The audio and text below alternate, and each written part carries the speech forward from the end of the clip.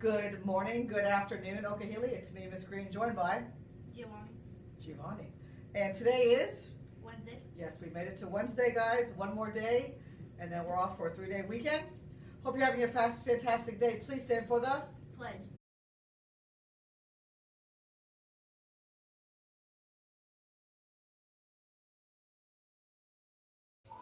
I pledge allegiance to the flag of the United States of America and to the republic for which it stands, one nation, under God, indivisible, with liberty and justice.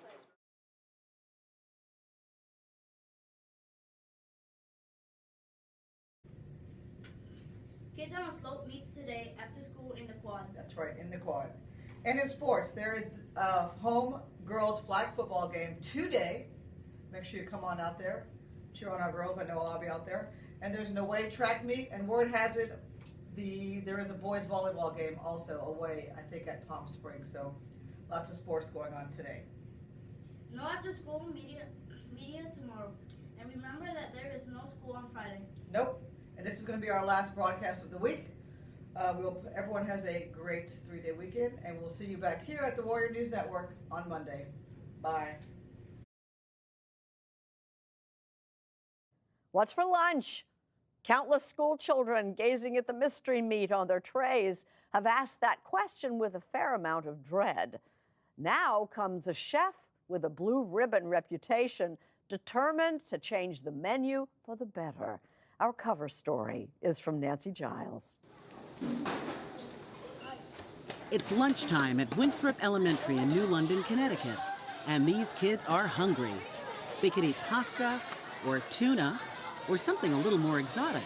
Have you ever had the hummus that we serve? The man behind the hummus, a nutritious Middle Eastern dip, is 34-year-old Dan Giusti. He's the tall one. Give the hummus a try and then we'll ask. He founded and runs Brigade, a company that's revolutionizing cafeteria cuisine. There's a problem with school food in general because this idea that the kids don't deserve high quality, which obviously they do. If anybody, they're a captive audience and they're our kids. If anybody deserves the best food that we can give them, it's them because they have no choice. No more processed food or mystery meat for these kids. Brigade hires trained chefs to make high-quality school lunches from scratch. How Dan Giusti ended up in this cafeteria is quite a story. The fact that I was the head chef in Noma is the reason that has opened up a lot of doors for me. That's right. Dan Giusti's last job was at what many consider the best restaurant in the world, Noma in Copenhagen. Talk to me about fine dining and about Noma. It's a Yeah. small restaurant. Sure. 45 seats, is that Now right? 45 seats, yeah. What was like an average? 2 people, you're paying $1,000 a time. Ay, for a meal. After working at Noma for 3 years, Giusti decided he wanted to do something, well, bigger. I knew I wanted to feed more people. That was the big thing. I wanted to make food with real purpose. Right. That really contributed to something. So in 2015, he announced he was leaving Noma to fix America's school lunches, stunning the food world. You're the head chef of Noma. Yeah. Why the would you ever leave that? Yes. Foodies may have been flummoxed, but Giusti had found his calling. It's called school food. Like, that's weird. Like, it should just be Right. food. Right. A lot of the food that is served in a school would never be served anywhere else. Right. And that's the unfortunate fact. New London now benefits from a technique he picked up at Noma. Who's gonna eat hummus here today? Anyone?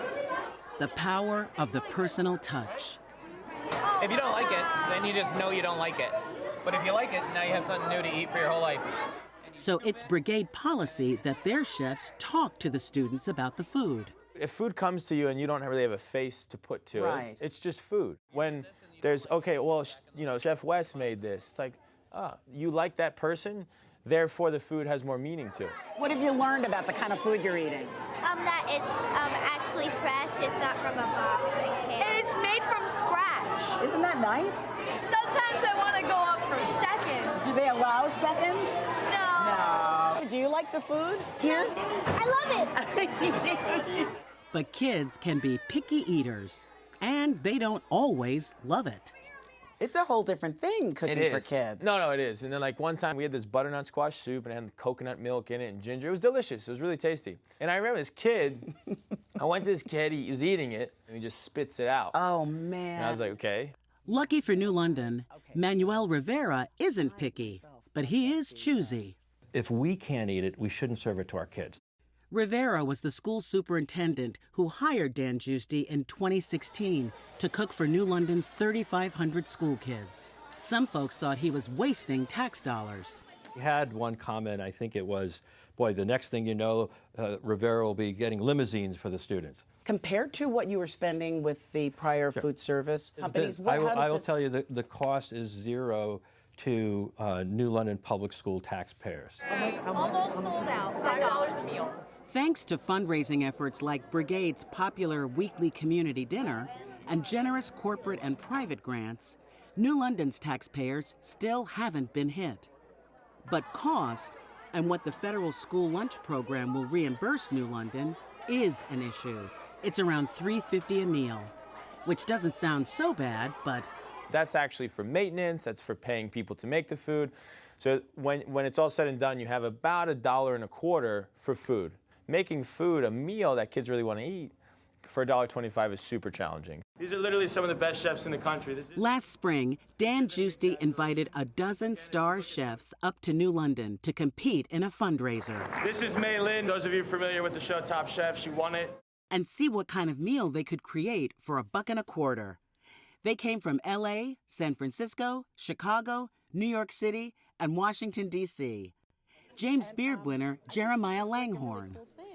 So, how much does a meal cost at your restaurant? It depends on what you get, but I mean, easily, you know. Well, Jeremiah, do you have anything at your restaurant that's $1.25? No. Chef Jeremy Fox was more optimistic.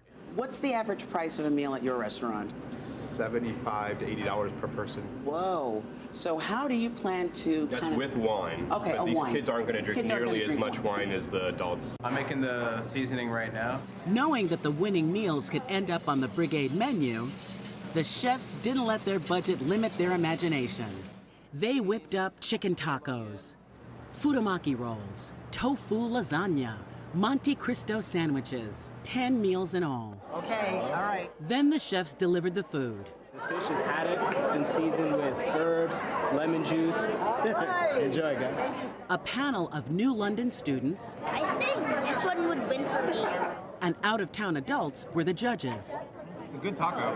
I know. Yes, I was a judge too, and had to eat a little, all right, a lot, of everything, and pick a winner.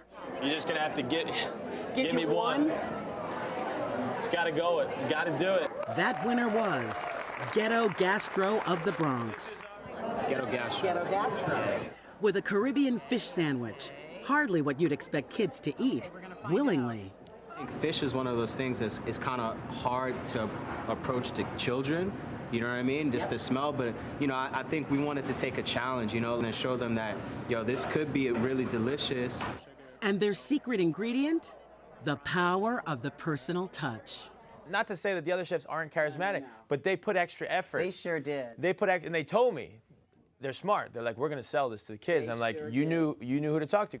And now, Dan Giusti and Brigade are expanding to the largest school district in the country, New York City's, starting here at Morris High School in the Bronx. Once more, Dan Giusti is thinking big. There's 1,800 schools in New York City. But I mean, the goal is to get everywhere. To me, my dream is in 10 years that things are just different. That it is normal to do what we do. This is good. Right here, the best.